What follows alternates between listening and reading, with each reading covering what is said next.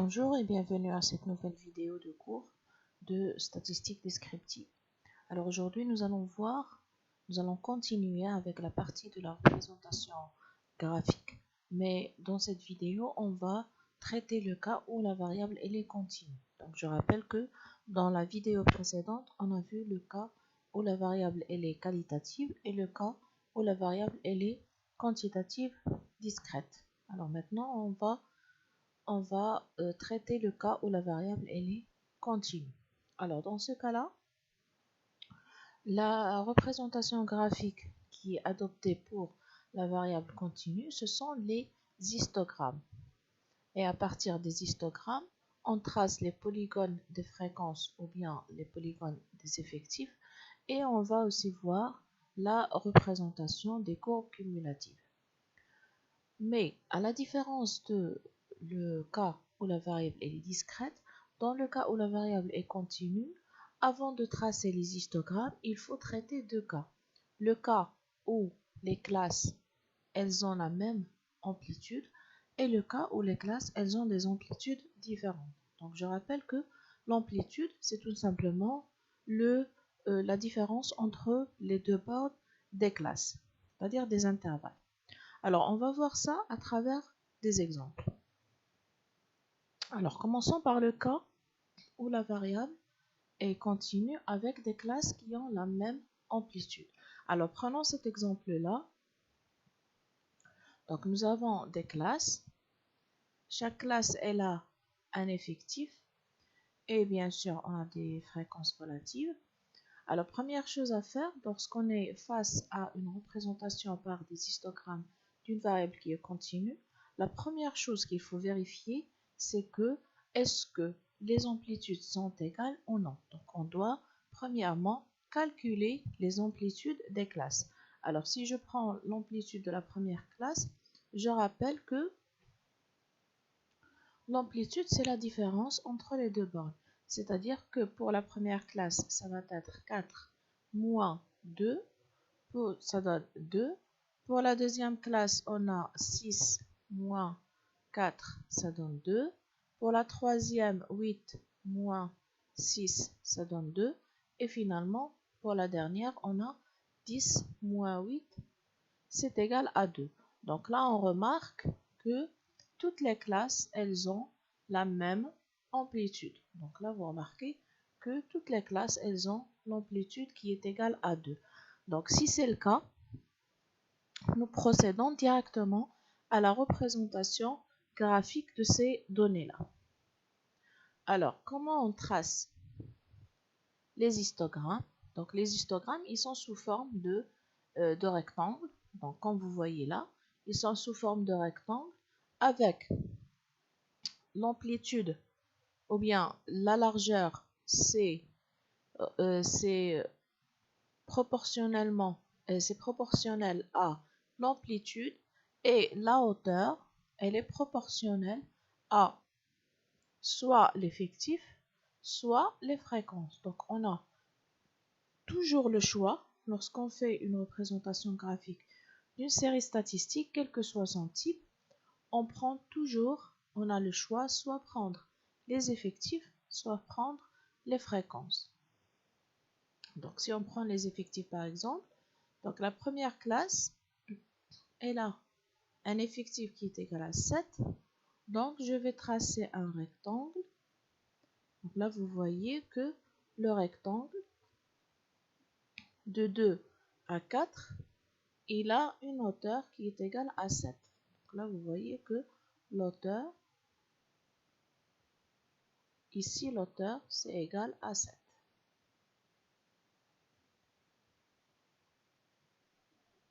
Voilà, et on trace le premier rectangle qu'on appelle histogramme. Deuxième rectangle, il a un effectif qui est égal à 9. Donc je vais tracer un rectangle d'une largeur de 4 jusqu'à 6. Il a une longueur qui est égale à 9. Donc voilà, ça c'est 9.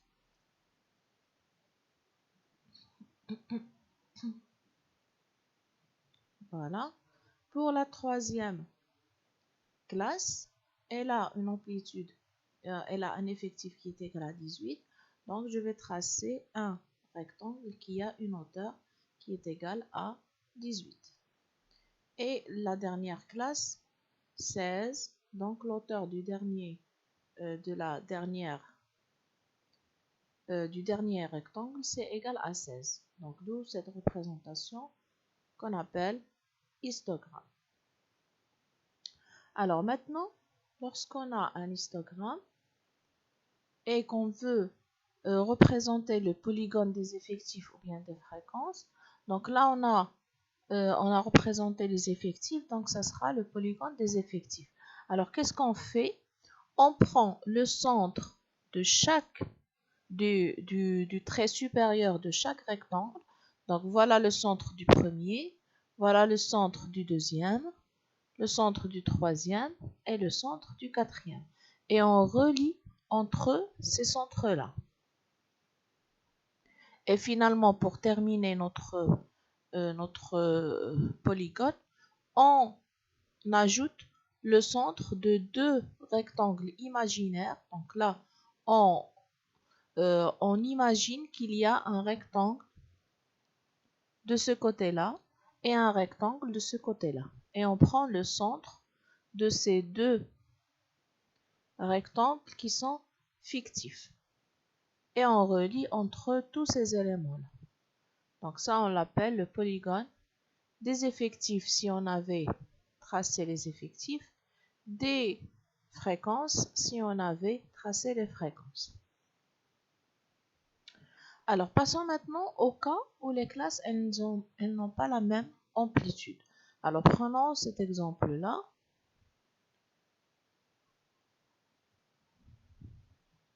Alors, on a les classes. Première chose à faire, c'est calculer la différence entre les bornes, c'est-à-dire calculer les amplitudes. Alors, pour la première classe, on a 160 moins 150, ça donne 10. Pour la deuxième, 170 moins 160, ça donne 10. Troisième, 175 moins 170, ça donne 5. La suivante, 180 moins 175, ça donne 5. Et la finale, on a 200 moins 180 égale à 20. Donc là, vous remarquez que les classes, elles n'ont pas la même amplitude. Donc regardez, on a 10, 10, 5, 5 et 20. Donc on n'a pas la même amplitude. Alors dans ce cas-là, qu'est-ce qu'il faut faire? Il faut calculer ce qu'on appelle les effectifs corrigés ou bien les fréquences corrigées. Donc comment on calcule ces deux éléments? Alors pour les effectifs corrigés, on le calcule en faisant l'effectif de la classe fois alpha fois divisé sur l'amplitude de cette classe. Avec alpha, c'est la plus petite amplitude parmi les amplitudes des classes. Donc si je reviens à mon exemple de tout à l'heure, donc on a les amplitudes sont 10, 10, 5, 5 et 20.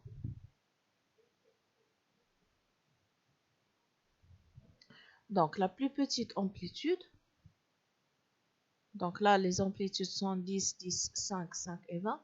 Donc la plus petite amplitude c'est 5. Ce qui veut dire que dans notre cas, alpha c'est égal à 5.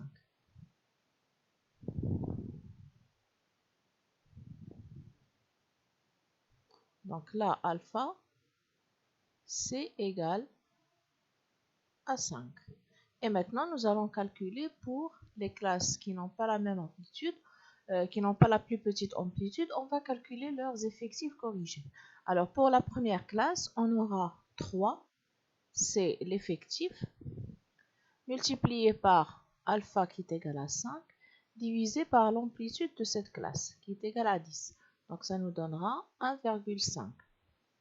Pour la deuxième, j'ai 8 qui est égal à l'effectif, multiplié par 5 toujours, divisé par 10. Ça donne 4. Pour la troisième et la quatrième, elles ont la plus petite amplitude. Donc nous allons multiplier par 5 et diviser par 5, c'est-à-dire multiplier par 1. Donc toujours, Pour les classes qui ont la plus petite amplitude, leurs effectifs et leurs classes ne vont pas changer de valeur et leurs fréquences ne vont pas changer de valeur. C'est-à-dire que l'effectif c'était 13, l'effectif corrigé c'est toujours 13, c'est-à-dire qu'il n'y a rien à corriger. Maintenant pour la dernière, on a 4 multiplié par 5 divisé par 20, donc égal à 1. La même chose pour les fréquences corrigées. Donc on a la formule fréquence corrigée d'une classe I, c'est l'effectif de cette classe multiplié par alpha qui est toujours 5 divisé par l'amplitude de cette classe. Donc de la même façon, on calcule les fréquences corrigées, sauf que là on va prendre les fréquences. Donc on va prendre pour la première classe, c'est la fréquence multipliée par alpha qui est égal à 5 divisé par 10. Ça donne 4,28 et ainsi de suite pour toutes les autres classes qui suivent. Alors, une fois on calcule soit les effectifs corrigés, soit les fréquences corrigées, on procède après à la représentation graphique des histogrammes. C'est la même chose que tout à l'heure, sauf que au lieu de prendre les rectangles qui sont proportionnels aux effectifs ou bien aux fréquences, on les prend proportionnels aux effectifs corrigés ou bien aux fréquences corrigées. Donc, voilà notre tableau. Donc là, j'ai pris uniquement les fréquences corrigées et nous allons tracer les histogrammes avec des hauteurs qui sont égales ou bien proportionnelles à leur fréquence corrigée. Donc la première classe de 150 jusqu'à 160, on a une hauteur qui est égale à 4,28. De 160 jusqu'à 170, on a une hauteur qui est égale à 11,34. De 170 à 175, une hauteur qui est égale à 37,14. De 175 à 180, une hauteur qui est égale à 20. Et de 180 jusqu'à 200, on a une hauteur qui est égale à 2,28 plutôt. Non, 2,86. Donc là, c'est 2,86. Et finalement, pour tracer le polygone des fréquences, qu'est-ce qu'on fait? Donc là, on a pour la première classe, on a de 150 jusqu'à 160. On ne va pas prendre le centre de cette classe, mais on va plutôt prendre c'est comme si on allait le diviser sur 2, c'est-à-dire le diviser en deux rectangles qui ont la plus petite amplitude qui est égale à 5, et je vais prendre le centre de chacun de ces sous-rectangles. Donc là, on continue pour 160 jusqu'à 170. On imagine qu'il y a deux rectangles et je vais prendre le centre de chacun de ces deux rectangles. Donc si je reviens à la représentation de tout à l'heure, ce trait-là, il est facultatif. Donc là, c'est juste parce que les histogrammes, ils ont été réalisés dans Excel. Donc j'ai pris des petits rectangles. Alors là, imaginez que ces traits-là n'existent pas en fait dans notre représentation. Alors pour 170 jusqu'à 175, on a le centre. Pour la prochaine, on a le centre. Et de 180 jusqu'à 200, c'est comme si on avait 4 sous-rectangles. On va prendre le centre de chacun de ces sous-rectangles. Et puis on va relier. Donc là, vous remarquez que lorsqu'on va relier pour la première classe, on aura un trait ici. Donc on continue, on aura un trait là. Et on relie entre tous ces points. Et finalement, on complète le polygone par le centre de deux rectangles fictifs à droite et à gauche. Voilà, donc ça c'est le polygone des fréquences. Alors passons maintenant aux courbes cumulatives. Donc commençons par les courbes cumulatives croissantes. Donc là aussi on a le choix, soit prendre les effectifs cumulés croissants, soit prendre les fréquences cumulées croissantes. Donc je vais prendre, donc là j'ai calculé les fréquences cumulées croissantes. Donc là vous remarquez que on n'a pas traité le cas où les classes elles ont la même amplitude et les classes elles n'ont pas la même amplitude. Dans le cas où on veut tracer les courbes cumulatives, que ce soit croissantes ou bien décroissantes, on ne traite pas les cas des amplitudes parce que l'égalité des amplitudes n'implique pas, elle n'affecte pas notre courbe. Alors je prends. Donc qu'est-ce qu'on fait? Nous allons relier entre les points de coordonnées borne sup de la classe et fréquence cumulée croissante. C'est-à-dire que on va prendre les points de coordonnées 160 comme abscisse et 8,57 comme ordonnée. Donc ça c'est le premier point. Le deuxième point, il sera de coordonnées 170, 31, 43. Troisième point, 175, 68, 57. Point suivant, de coordonnées 180, 88, 57. Et dernier point, il est de coordonnées 200 comme abscisse et 100 comme ordonnée. Donc nous allons d'abord représenter ces points-là. Donc voilà le premier point. 168,57. Donc il a abscisse qui est égale à 160. Ordonnée qui est égale à 8, donc l'ordonnée, ce point-là, l'ordonnée c'est 8,57. Pour le point prochain, il est de coordonnées 170, 31, 43. Donc je vais prendre 170 dans l'axe des abscisses et 31, ça doit être ici, 31,43 dans l'axe des ordonnées. Point suivant, il est, donc là voilà les points que nous allons représenter.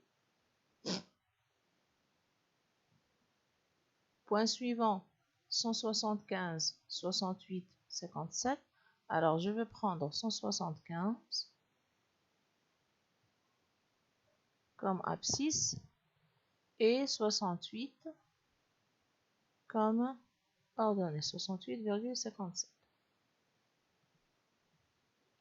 Le point qui suit, 180 avec 88. Alors 180, donc voilà le point 180.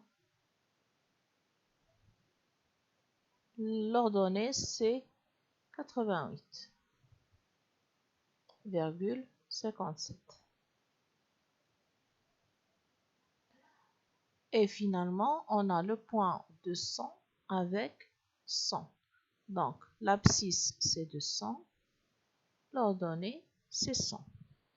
Et on complète notre courbe par le point de coordonnées 150, c'est-à-dire la borne inférieure de la première classe, et l'ordonnée 0.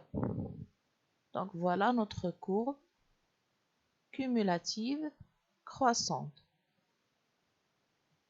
Autrement dit, la courbe des fréquences cumulées croissantes.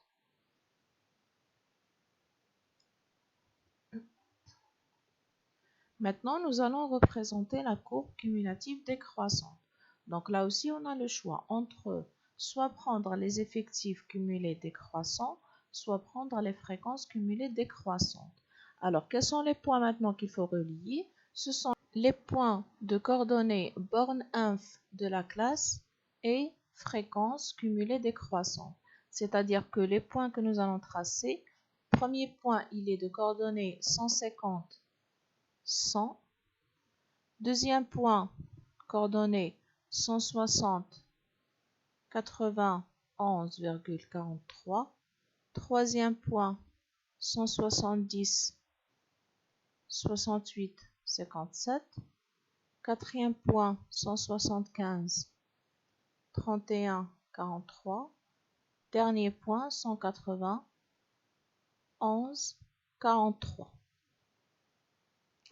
Et on termine, on complète la courbe par le point de 100 et 0. Donc nous allons voir ça dans la représentation. Premier point. Alors, premier point, on a dit, il est de coordonnées 150, 100. Donc voilà, comme abscisse, on prend 150.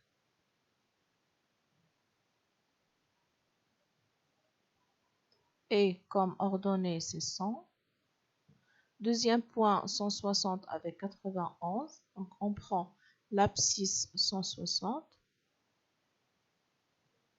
L'ordonnée, c'est 91,43.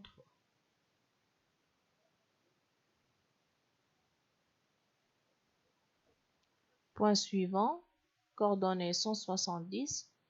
Alors je prends l'abscisse 170.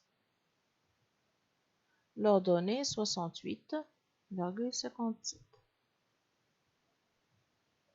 Et ainsi de suite jusqu'au dernier point qui est 180. Donc voilà le point 180 avec 11. Voilà.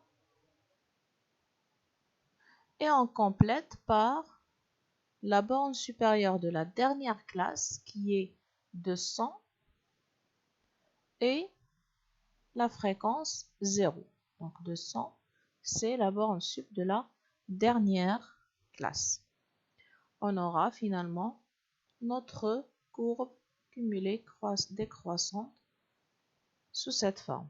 Donc si je veux les représenter toutes les deux dans le même repère, j'aurai cette forme-là. Donc voilà la première courbe, voilà la deuxième courbe. Donc ça c'est en fait c'est 0, c'est juste pour que ça soit plus visible que nous avons présenté ce point-là, un peu décalé à cette droite. Donc voilà les deux courbes cumulées, cumulatives, la courbe cumulée croissante et la courbe cumulée décroissante. Donc voilà, ce sera tout pour cette vidéo. Merci de l'avoir suivi et à la prochaine vidéo.